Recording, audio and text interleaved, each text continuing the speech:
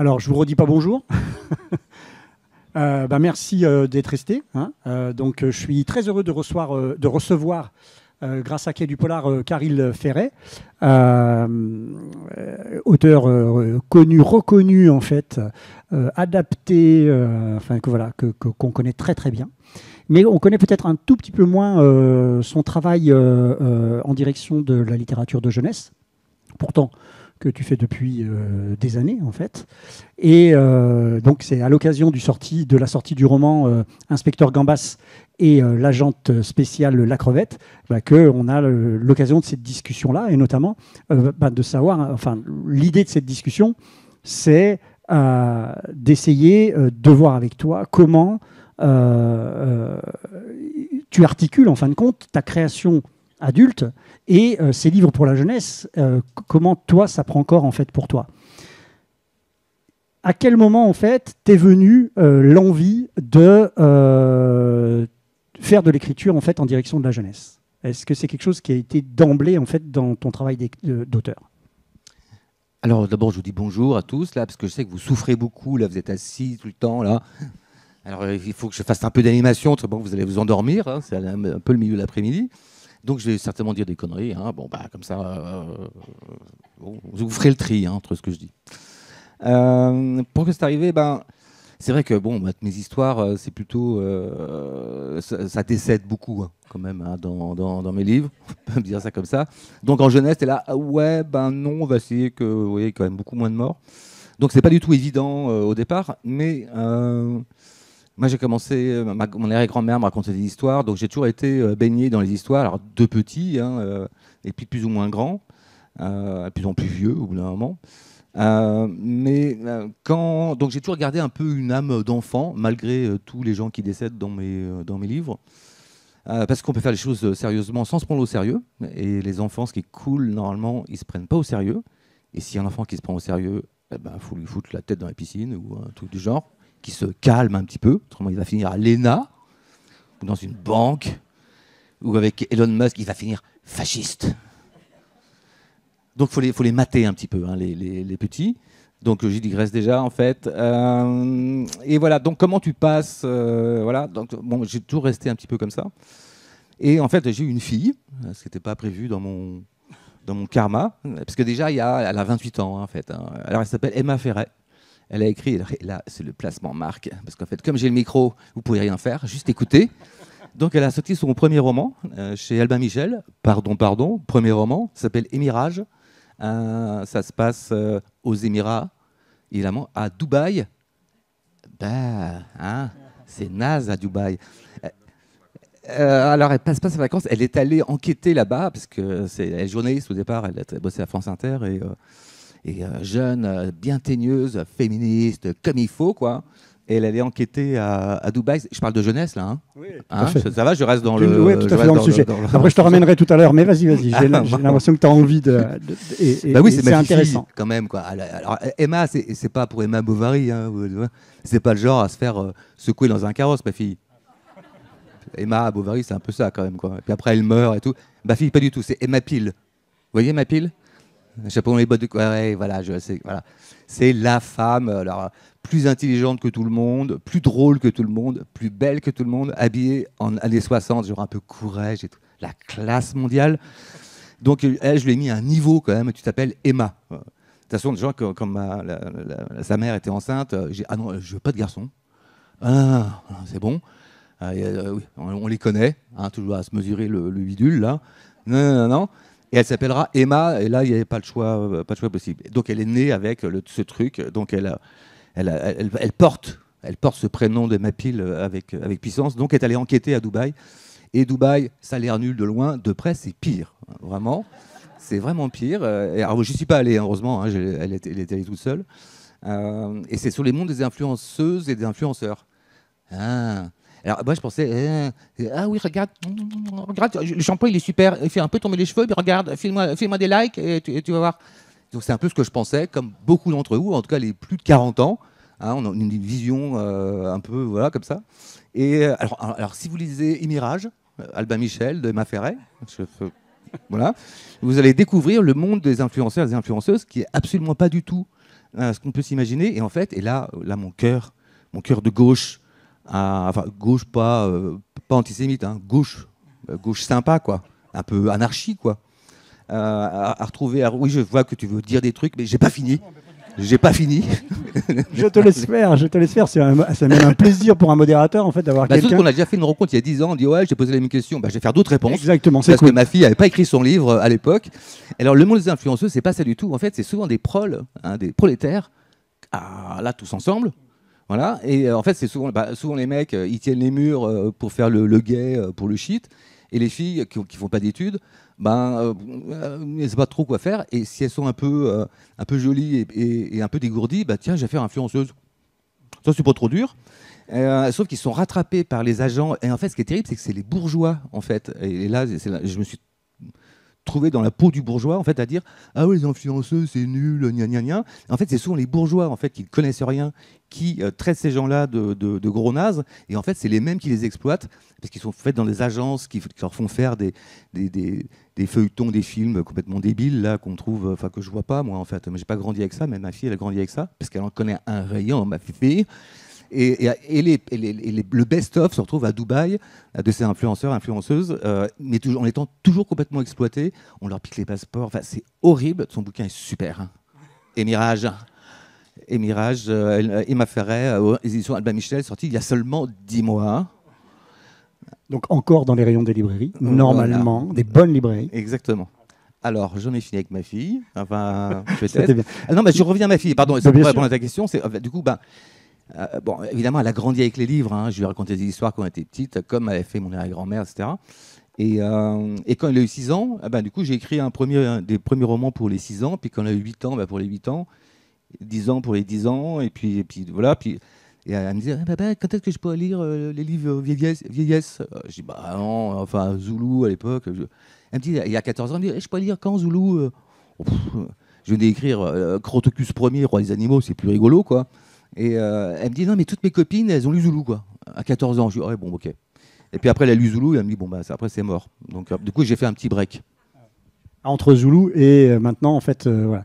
Alors, c'est vrai que tu parles de Crotocus. Moi, c'est. Crotocus. J'y tiens. Crotocus. Tu parles de Crotocus. Moi, c'est comme ça que je découvre le Caril Ferret, auteur jeunesse. Parce que, en fait. Crotocus, quelque part, c'est un roman sur les différents types de gouvernance du monde. Et alors, pour le pitch, je vais te laisser faire peut-être. Vas-y. C'est un roman que j'ai lu il y a bien longtemps, donc peut-être je vais un peu me tromper, mais c'est l'histoire d'un roi qui veut mettre sur le trône son successeur, puisque là, lui arrive au bout de son cycle. Est-ce que ça ressemble à des choses qu'on connaît? Certainement. Et donc, comme il arrive au bout de son cycle, il a son fils qui, lui, préfère largement être avec les lionnes que devenir roi. Et pour qu'il vienne sur le trône, il va falloir le marier. Et il n'a pas du tout envie de se marier, et donc il va falloir aller chercher une espèce de fée, une princesse, enfin je sais pas quoi, quelque part, qui est tellement belle que de toute façon, il ne pourra pas refuser en fait, de se marier avec. C'est-à-dire, il va y avoir une espèce de truc magique là qui va se passer. Sauf que il y a bien sûr les hyènes dissidentes du gouvernement qui veulent kidnapper en fait cette espèce de princesse pour l'empêcher en fait qu'elle se marie en fait avec ce prince qui prendrait la succession de son père. Donc ce fameux Crotocus Ier qui construit avec les ossements en fait de ses victimes son palais en fait. Donc, tu dis qu'il n'y a pas beaucoup de morts, mais là pour le coup il y en a un peu. Et en fait on va découvrir une espèce de course-poursuite improbable entre deux bateaux puisque les hyènes vont poursuivre le bateau qui ramène cette fameuse princesse et qui a été donné le capitaine est un espèce de renard vicelard qui adore les poules, mais pas sur la même manière dont vous avez imaginé. Et donc, on va suivre cette course-poursuite incroyable et ils vont s'échouer sur différents îlots où, à chaque fois, il y a un type de gouvernance différent. Alors, je trouve que c'est hyper intéressant parce qu'à travers un roman comme celui-ci, tu parles mine de rien politique aux enfants, en fait, et t'expliques un petit peu quels sont les différents types de gouvernance pour arriver à celle que toi, tu affectionnes le plus, en fait, quelque part. Tout à fait. Alors, il y a des subtilités dont qui vont échapper. Tu as oublié, voilà, c'est que... en fait, les lions, vous savez, quand ils accèdent au pouvoir, ils tuent tous les lionceaux. Donc, Crotocus, il a tué tout le monde. Puis il en a oublié un qui s'appelle Pupus. Et Pupus, en fait, c'est pas les lionnes qu'il aime, c'est les jeunes guépards. Ah oui, oui, c'est ça. Ces jeunes guépards, il a une crinière rose et il a du vernis à ongles sur ses. Donc ça parle de différence. Et là, on voit bien, hein, il est dans les hammams, quand il va le chercher. Lui, il veut pas du tout du pouvoir. Ça l'intéresse pas du tout. Et donc voilà, ça parle un petit peu aussi de. Pas de sexualité, mais enfin, en tout cas, de diversité, comme dirait Trump. Et le renard, effectivement, lui, il est. Alors, parce qu'en fait, le bateau, c'est une course-poursuite, effectivement. Alors, le renard, c'est Goupil, c'est un peu moi, hein, le vieux vicelard, sympa. Il aime les poules, oui. Bah, il est toujours. Alors, parce qu'il y a des dessins aussi, quoi. Donc, il est. On le voit, il se pavane. Alors, il boit beaucoup. Il a beaucoup de rhum, hein, de rhum, en fait. Et on le voit toujours. Il est au milieu de plein de. Il se déplace jamais sans ses poules. Donc, il y a plein de poules. Alors, on voit des dessins, c'est des vraies poules. Les parents ont bien compris que c'était. C'est ce qui est hyper intéressant en fait dans ce roman. C'est effectivement cette double lecture. C'est ça, en fait, je veux que les parents, en le lisant, s'amusent aussi et que les enfants disent mais pourquoi tu rigoles là? Moi, ça me fait pas rire. Et après, démerdez-vous. Hein, pour est-ce que tu émancipes ton enfant? Est-ce que tu fais ah non, je veux pas voilà. Et en fait, ils foncent dans des îles parce qu'en fait. La princesse, c'est un papillon, sa princesse papillon, et elle a sa meilleure amie, c'est une vache, et qui est un peu une grosse vache. Hein, en fait. C'est une grosse vache. Et du coup, quand la grosse vache est kidnappée aussi, elle est trop lourde en fait, quoi, et les bateaux peuvent plus tourner. Donc ils sont obligés d'aller tout droit. C'est un peu con, hein, je veux dire, c'est mal, hein, je sais, hein, c'est un peu grossophobe, mais pas du tout, c'est la grosse vache. Ouais. Mais c'est rigolo de dire, alors la grosse vache. Alors souvent les éditeurs jeunesse disent, oh non, on dit pas la grosse vache parce que les grosses, elles vont. En fait, une vache, elle est pas mince. Enfin, en plus, bon, c'est une vache laitière, hein, c'est pas un vieux zébu au Mali, en fait. Et donc du coup, ils vont tout droit et ils vont dans des systèmes politiques assez différents. Et il y a l'île aux vieux. Alors ça, c'était sous Sarkozy, en fait. Hein. Donc voilà, il y a les soviets aussi, c'est pas super. Il y a les nazis aussi, c'est les varans de Komodo. Enfin, tout ça avec des animaux, hein, c'est pas. Et effectivement, il y a des différents systèmes politiques. Ils sont obligés de s'échapper et tout, et ça finit. Il y a une lionne en fait qui est sympa, Sheba, elle s'appelle. Elle s'appelle Goupille, il s'appelle pas Goupille là, c'est Goupille, et ils partent ensemble. Et ça finit un peu comme le mépris. Est-ce qu'elles sont belles mes fesses? Vous vous souvenez et tout? Alors là, c'est les belles ma crinière, et puis ça crie de plus en plus petit parce on se dit ça devient de plus en plus cul. Et du coup, j'ai écrit la suite. C'est ma puce. Ils ont eu un enfant. Alors là, la couve est un peu ratée parce que c'est une lionarde, donc c'est ma puce en fait. C'est l'enfant qu'ils ont eu ensemble.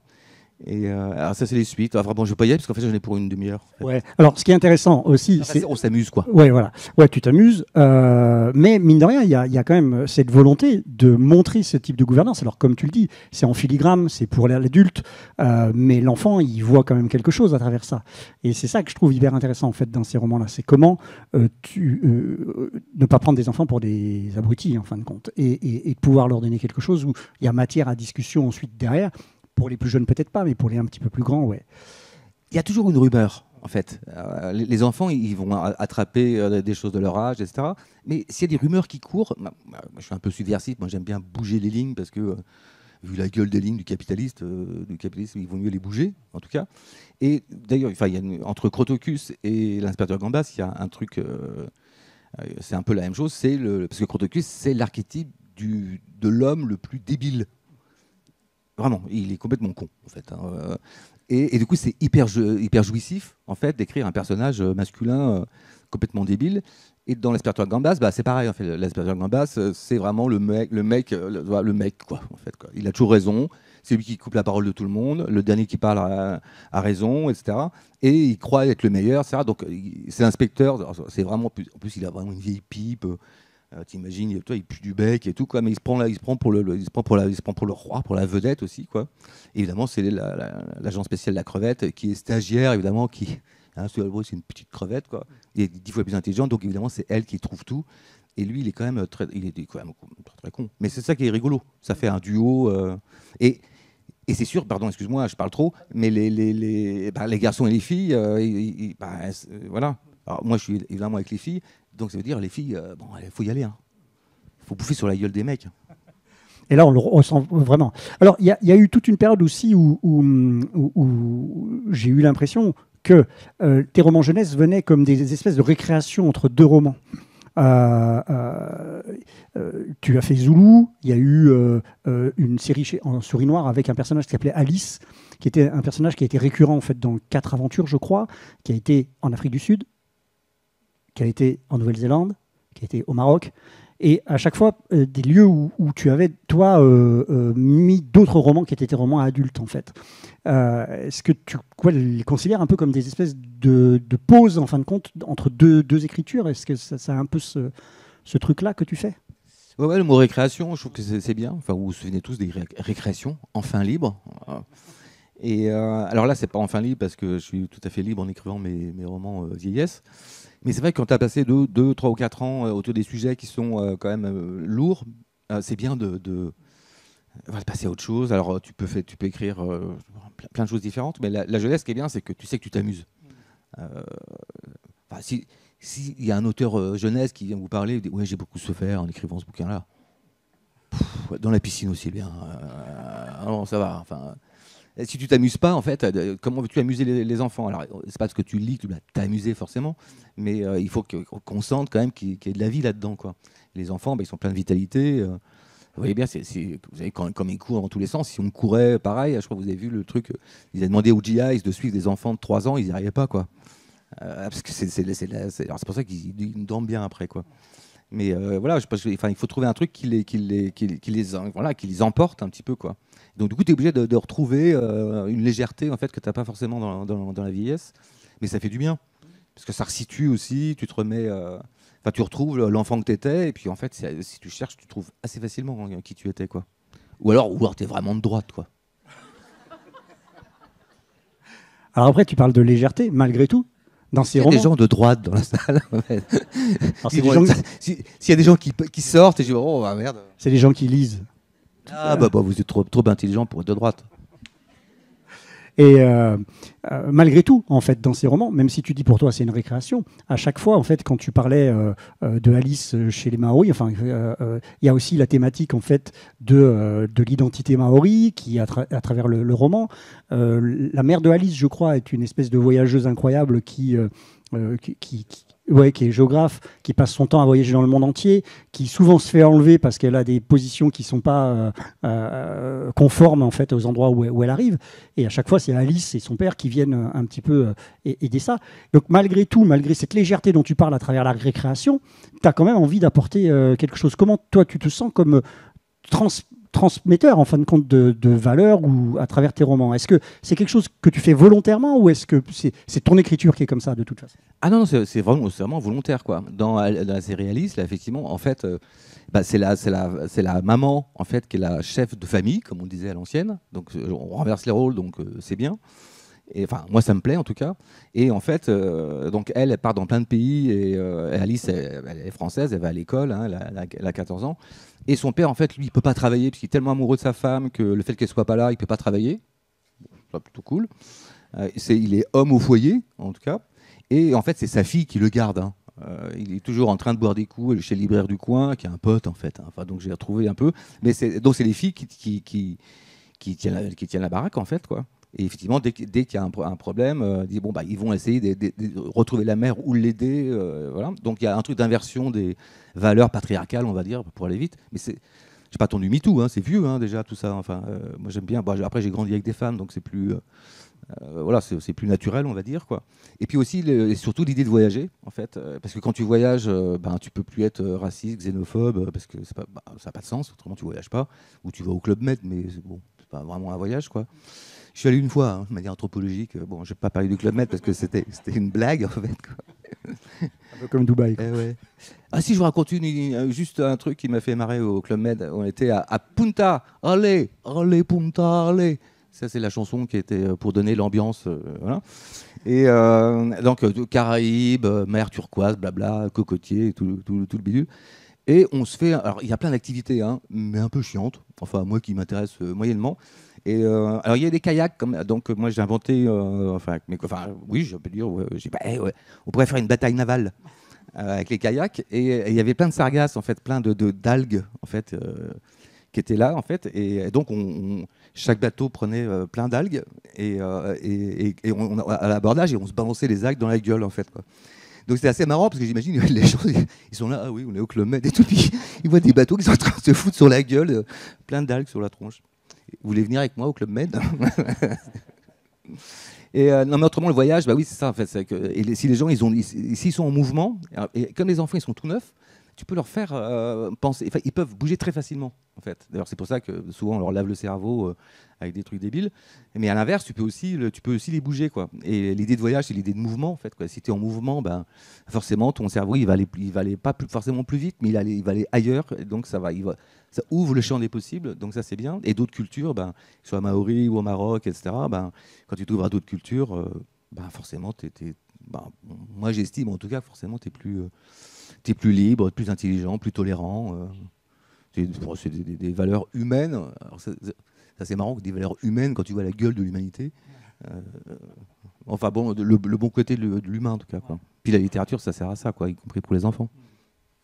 Et au niveau de ces ouvrages, est-ce que c'est une volonté souvent d'éditeurs qui viennent te chercher en fait là-dessus, ou est-ce que toi, c'est toi qui fais de la proposition en fait par rapport à ces romans-là? Bah, c'est toujours. En fait, c'est un peu comme les romans. C'est pas comme un roman adulte, mais il y a toujours l'occasion qui fait le larron, en fait, quoi. Alors peut-être les tout premiers, c'est moi qui avais proposé des textes, parce que je n'étais pas édité, je crois. Mais sur Crotocus et la suite, c'était. J'ai rencontré un éditeur qui était super sympa. Il me dit ah, ça te dirait bien, bah ouais, pourquoi pas. Puis j'avais fait pas mal de fiction radiophonique pour France Inter et France Culture. Et il y avait une émission qui n'existe plus maintenant à France Culture qui était pour les enfants. Du coup, j'avais fait. Ça durait une demi-heure, je crois, et j'en avais fait 3 ou 4, et qui sont devenus, en fait, Crotocus, ça venait de là. Enfin, c'était un des personnages que j'avais fait. J'ai dit, ah bah tiens, ce personnage, il m'a fait marrer. Ça vaudrait le coup d'en faire un livre. Et sur toute la série d'Alice, en fait, c'est Nathalie Bonheim, une copine éditrice, qui m'a dit, ah bah tiens, qui elle fait vraiment du polar aussi, mais dit, ah bah tiens, j'ai une collection jeunesse, ça te dirait bien et tout. J'ai dit, ah bah, il faut un truc sur le voyage. Je dis, bah oui, bah, du coup, je vais reprendre les pays que je connais parce que bah, au moins, j'ai pas besoin d'aller repérage dans certains pays. Donc, tu adaptes évidemment les sujets au truc. Et sur Gambas, en fait, bah, voilà, j'étais toujours à la belle librairie où il y avait une copine qui présentait un livre et il y a Charlotte là qui est là-bas, là, la splendeur qui est au fond. Elle te dit, ah, tu voudrais pas faire un bouquin jeunesse? T'es là, oh, mais ouais. Non, elle a pas fait ça, en fait. C'est pas, parce que je crois que je la vois rougir dans le fond, là-bas, en fait. Mais elle se cache derrière ses cheveux. Non, mais juste, voilà. Mais en fait, c'est des rencontres. C'est une copine. Et souvent, dans le milieu, on est quand même cool, quoi. Enfin, les gens sont sympas, que ce soit éditrice, éditeur. Il n'y a pas trop de compétition. Alors là, c'est peut-être moi qui dis que ça. Mais auteur, autrice, on est plutôt, plus on est de fous, plus on s'amuse. Et c'est pas parce que tu es chez Gallimard que tu ne dois pas aller chez Pocket ou chez Robert Laffont, etc. Bon, voilà, tout ça. Donc voilà, et comme j'avais fait, ça faisait hyper longtemps que j'avais pas fait jeunesse. Puis en plus, là, c'est vraiment, Inspecteur Gomez, c'est vraiment petit, quoi, 7-10 ans. Donc ma fille, Emma Ferret, Albin Michel, Mirage, était plus du tout dans le coup. Alors, j'ai dit, ah bah tiens, je me suis souvenu de l'Inspecteur Gambas, qui était une fiction radio qui était vraiment très marrante. Et je dis, bah tiens, je pourrais peut-être l'adapter pour les enfants. Et puis du coup, avec Charlotte, voilà, on a développé ça. Puis du coup, on pense même à faire une suite, parce qu'on s'est bien amusé avec Irène, la dessinatrice. Ces petits dessins sont trop marrants, quoi. Ils sont très, très fins, très féminins. Ouais, c'est une illustratrice qui fait effectivement beaucoup de choses en album illustré et qui a dû effectivement se régaler à faire on le sent dans ce que ça a donné en fait comme résultat. Par rapport à l'écriture maintenant, quelle posture tu prends en fait? Qu'est-ce que tu t'interdis ou qu'est-ce que tu t'autorises en te disant là, ce roman, je vais le faire pour un public qui est plus jeune? Quelles sont les lignes rouges quelque part en fait que tu te fixes pour faire en sorte que ça puisse être adapté, accepté aussi par les éditeurs en fait?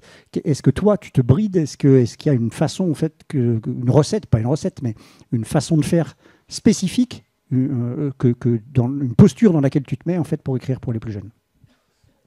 Dans mes romans adultes, il y a beaucoup de politique, beaucoup de violence et beaucoup de sexe. Donc ça fait quand même 3 trucs que tu vires d'entrée de la jeunesse. De dire, Avec le risque de perdre Caril Ferret. c'est ça. Mais donc, comment tu te retrouves avec ce cahier des charges qui fait que la limite est très très basse. Et donc souvent, ce que me disent les enfants, en fait, quand je vais dans les classes, ils me disent mais pourquoi c'est quoi la différence? Pourquoi nous n'aurait pas le droit au même truc? Je dis si je vous parlais c'est l'exemple que je prends souvent parce que je vous parle des ajustements structurels du FMI. Là, je vais vous perdre tout de suite, en fait, alors que c'est hyper important, mais c'est pas pour vous, en fait, quoi. Et évidemment, je vais pas leur parler de questions faciales. Je vous perds aussi, là. Je sens que je vous perds aussi. Alors, peut-être qu'ils sont même mieux avertis que nous maintenant sur certains sujets. Non, mais en fait, il y a des choses, c'est pas, juste pas de leur âge, en fait. Ils ont bien le temps de découvrir le FMI. Et donc, tu remets des choses aussi dans leur univers. Mais après, comme on a été enfant, si on n'avait pas été enfant, j'ai n'importe quoi, ça peut être difficile, en fait, de se projeter sur un truc que tu n'as pas été, enfin, peut-être. Après, on peut se mettre dans la peau d'une grenouille ou des choses comme ça. Mais bon, c'est de la littérature aussi, hein. Mais comme on a été enfant, c'est assez facile de se souvenir quand même de qu'est-ce qu'on aimait, c'était quoi nos soucis, et que ce soit pour la petite enfance. Et selon les âges, hein. Enfin, moi je me souviens, on est beaucoup plus souvent, beaucoup moins complexé, en tout cas quand à 6 ans, souvent les enfants ils sont amoureux. Ils ont un petit copain, une petite copine, et à 9 ans, ils n'en parlent plus, quoi. C'est un âge qui est un peu différent. Et puis après, à 12-13 ans, tu le caches, tu ne sais pas quoi en faire. Et puis après, tu retrouves. Enfin, ça évolue de mois en mois, enfin d'année en année, quoi. Donc selon l'âge à qui ça s'adresse, tu essaies de te souvenir un peu. Bon, ça m'intéressait, ça m'intéressait pas, et d'imaginer un truc qui se mette à leur niveau, en tout cas, quoi. Et faire un héros ou une héroïne sur lequel ils puissent s'identifier, bon, c'est la base un peu ça, en fait, quoi. Donc du coup, tu es obligé de te remettre dans ton moi, en fait, mais un moi qui existe toujours, en fait. Ouais, c'est intéressant. C'est Timothée Tchombel qui évoque aussi comme ça son écriture. Je ne sais pas si tu connais cet auteur, en fait, qui fait de la littérature jeunesse un peu d'adulte, et qui justement expliquait qu'il avait certainement, enfin, il invoquait en fait l'adolescent, le préado ou l'enfant qu'il avait été pour pouvoir écrire, en fait. C'est un peu ce que tu fais en fin de compte à travers ces romans-là, quoi, à travers cette écriture. Ouais, ça me semble une façon assez saine, en tout cas, d'essayer de retrouver ou d'attraper le public, en tout cas, quoi. Comment tu considères, toi, aujourd'hui, ton travail d'auteur jeunesse, en fin de compte? Il y a des débats, en fait, très forts sur les auteurs et auteurs jeunesse. Est-ce qu'un auteur jeunesse est un auteur avant tout, en fait? Et je sais qu'il y a dans la profession, il y a beaucoup d'auteurs jeunesse qui souffrent, en fait, de cette appellation jeunesse, en fin de compte, qu'on pourrait complètement abandonner, parce qu'avant tout, ils écrivent des livres, en fait. Comment toi, tu perçois les choses? Est-ce que cette littérature que tu fais en direction des enfants te paraît moins importante, en fin de compte, que celle que tu fais pour les adultes? Ou est-ce que... bon, c'est de la récréation en même temps, tu me disais. Voilà. Comment toi, tu considères, en fait, ce travail d'auteur que tu as en direction de la jeunesse? Déjà, pour moi, un écrivain, c'est quelqu'un qui écrit, hein. Garçon ou fille, hein. Publier, pas publier. Alors, je ne parle pas d'écrire... un petit truc comme ça, une nouvelle dans un coin, ça y est, je suis écrivain, bon, on va se calmer un peu. Mais il y a plein de gens qui écrivent, qui ne sont pas forcément édités, mais qui le font avec foi. Et pour moi, c'est être écrivain. J'ai été longtemps pas édité, donc je sais ce que c'est, en fait, de donner tout ce que tu as, mais bon, c'est pas assez. Donc, alors, du coup, après, que ce soit édité, jeunesse, BD, vieillesse, tout ça, enfin, pour moi, non, en fait, t'écris, quoi, en fait. Après, pour ce qui me concerne, c'est vrai que je suis quand même beaucoup plus impliqué dans mon... Non pas que je fasse des romans jeunesse, j'adore en parler. Le seul que je relis, c'est, jusqu'à présent, jusqu'à Inspecteur Gambas, mais c'était Crotocus. Je ne relis pas Zoulou, Mapuche, ou je sais pas quoi, ou même pas des pages, hein. Par contre, Crotocus, je lis 2 pages, je suis mort de rire, et je dis ah ouais, putain, Crotocus, t'es trop sympa, enfin, t'es vraiment très con, mais du coup, je me retrouve là-dedans, et ça m'amuse beaucoup. Donc, c'est marrant quand même que c'est là où je me retrouve le plus. Enfin, en tout cas, ça m'amuse le plus. Après, c'est aussi parce que c'est plus court. Mais après, comme c'est pas du tout le même investissement, il faut, je sais pas, 15 jours ou une semaine pour écrire un roman. Enfin, ça dépend de la taille, hein. Mais Peter Gambas, oui, c'est quelques jours, quoi. Et les autres, c'est quelques années. Donc, évidemment, c'est pas le même investissement, puis c'est pas les mêmes rencontres. J'ai pas interviewé des gambas ni des crevettes, hein, pour le. On aurait cru pourtant. Ouais, en plus, je suis très fruit de mer. Alors, bon. Là, vraiment, c'est pas. Je suis un peu. Alors qu'évidemment, quand je vais en Afrique ou autre, oui, tu rencontres plein de gens, enfin, tu fais plein de recherches, et du coup, c'est pas le même. Puis les sujets sont plus graves, et il s'agit de donner plutôt la parole aux victimes. Donc là, il n'y a pas trop. Enfin, les victimes, je les mange. Hein. Donc bon, voilà, l'empathie, ça hâte. Donc voilà, c'est pas le même investissement, quoi, en fait. Quoi. Mais après, moi, je peux comprendre que on peut faire écrire. Marion Brunet, une amie qui a eu le prix. Là, Andersen. Non. Astrid Lindgren, ouais, elle a eu ça, effectivement. Le Nobel de la jeunesse. Elle fait quelques romans adultes, mais elle fait surtout des romans jeunesse. Et mes préférés, c'est ses romans jeunesse. Enfin, j'aime bien ses romans adultes aussi, mais je crois que c'est Sans foi ni loi. C'est trop bien.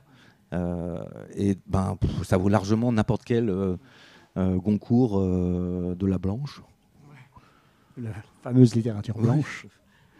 En contrepoint de la littérature noire. Voilà. Oui, parce que en fait, tu vois, et le mépris vis-à-vis des gens qui font de la jeunesse ou de la BD, quand même, c'est dingue. L'autre jour, j'étais à un festival de polar et il y avait des gens de BD et des gens de jeunesse. Eh ben, nous, on avait le droit à une bouteille de pinard et eux, non. Oui, ils n'étaient plus. Non, mais alors, c'est quoi cette discrimination négative? Cette discrimination, c'est marrant parce qu'elle a existé aussi dans le milieu du polar.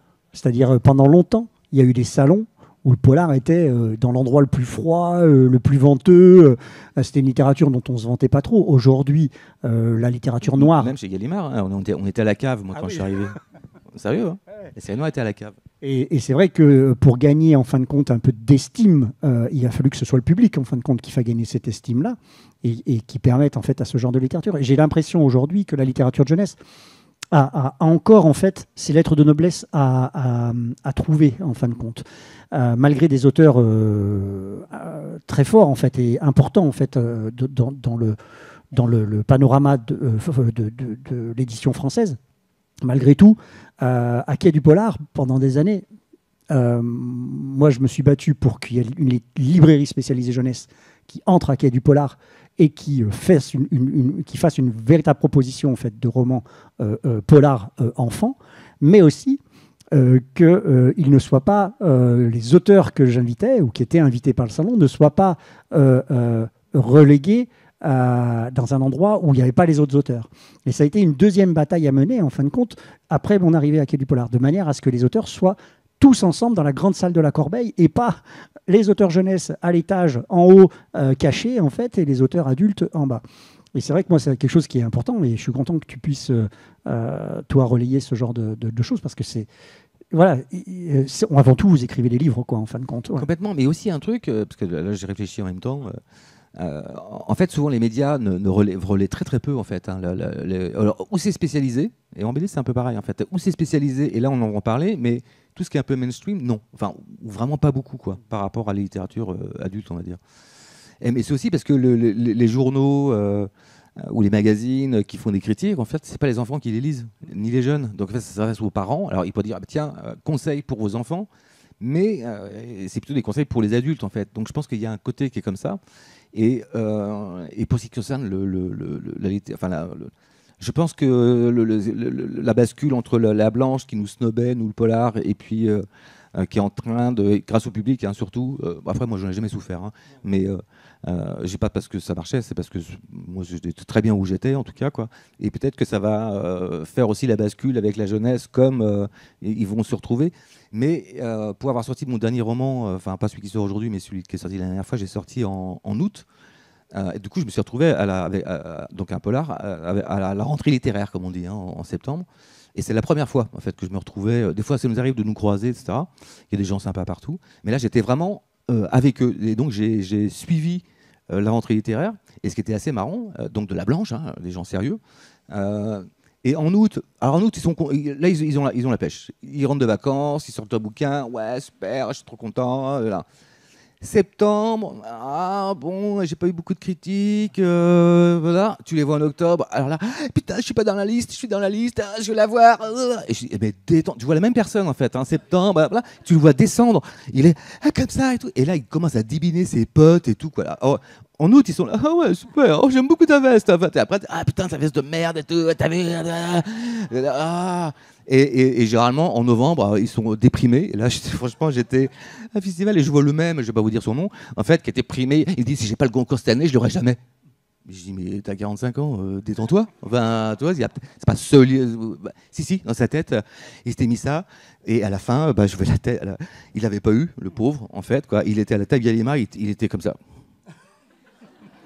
La déprime. Alors que son livre a certainement été vendu.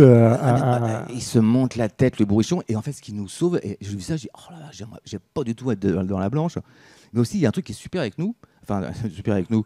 Après, j'aimerais bien avoir le prix de Marion.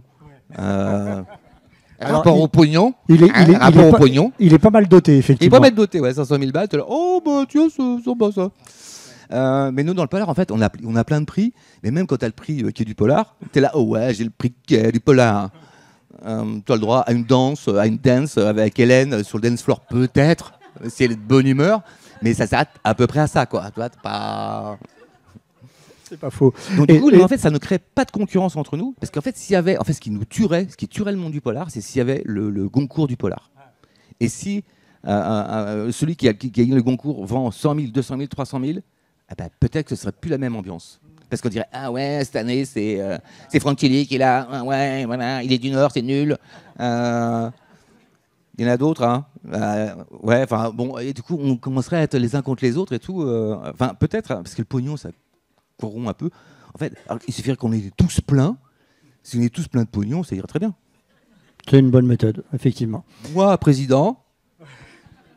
Alors après, l'idée c'est que les auteurs jeunesse se plaignent pas tous, loin de là. Hein. Je crois que ils sont même satisfaits aujourd'hui, peut-être d'être dans un anonymat, comme tu dis. J'avais pas fait le lien avec les prix, mais un espèce d'anonymat qui leur permet en fait de faire ce qu'ils ont envie, sans avoir trop de contraintes et ni effectivement d'ambition démesurée en fait sur certaines choses. Alors j'avais une dernière question pour clôturer parce que mine de rien, on parle. Donc, lorsque toi, tu produis un de ces romans en fait, pour la jeunesse, est-ce que l'éditeur, en fait, est-ce qu'il y a un travail avec l'éditeur ou est-ce que, parce que tu es Caril Ferret, on dit c'est bon, on signe et c'est fait? Ou est-ce qu'il y a un travail avec l'éditeur sur le roman, sur retravailler un petit peu peut-être la forme ou ce genre de choses? Si, bien sûr. Après, souvent, moi, mes premiers jets, ils sont pas super. Enfin... c'est un peu un chantier, voilà, l'idée c'est plutôt ça, les personnages c'est plutôt ça.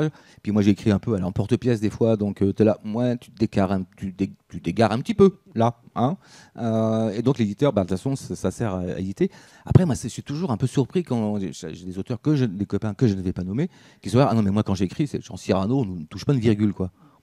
Là, tu sais, tu ferais bien quand même, hein, parce que des fois peut mieux faire quoi. Et l'éditeur ou l'éditrice, souvent elle est là pour ça en fait, de travailler ton texte et l'améliorer en fait. Moi je compare souvent ça à un copilote. C'est-à-dire que quand tu écris une histoire, toi tu as la tête dans le guidon et tu es là, waouh, je vais foncer, attention, virage à droite, mais je t'avais dit à droite, après tu es allé à gauche ou tout droit.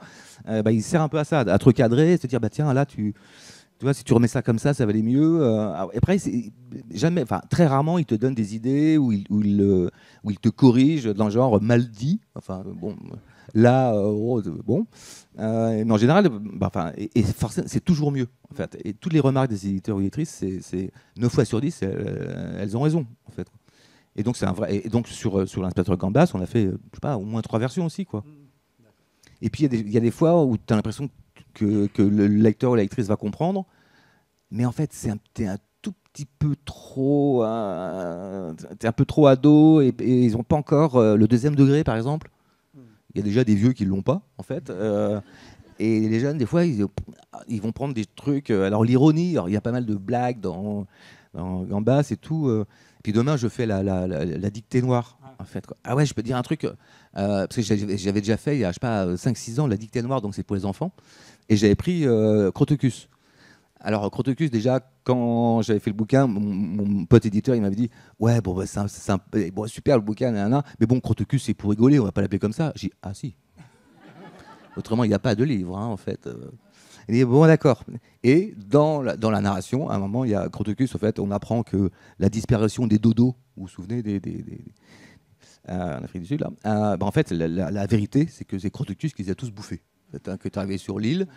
Et donc, il a bouffé quand même tous les dodos. Donc, évidemment, le lendemain matin, quand il se réveille, il est un peu patapouf, en fait. Et donc, c'est marqué, Crotocus, après avoir bouffé tous les dodos, est allé chier dans les bois.